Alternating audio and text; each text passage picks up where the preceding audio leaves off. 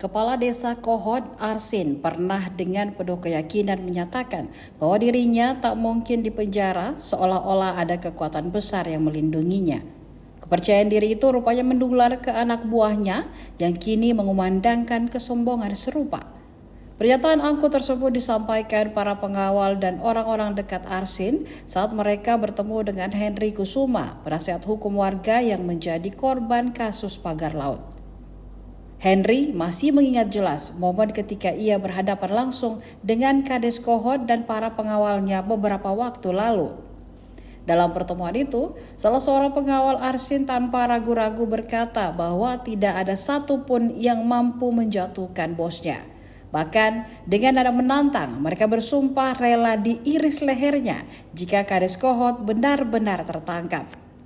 Ucapan yang sama juga keluar dari mulut Arsin sendiri, seolah menegaskan bahwa ia tidak takut sama sekali dengan kasus yang tengah menjeratnya. Dengan dada tegak dan tangan menepuk bagian jantungnya, ia mengatakan bahwa tidak ada yang bisa menangkapnya, termasuk presiden sekalipun.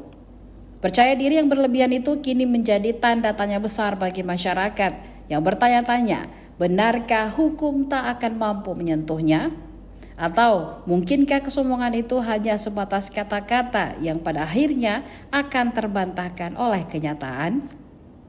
Download Tribun X sekarang, menghadirkan lokal menjadi Indonesia.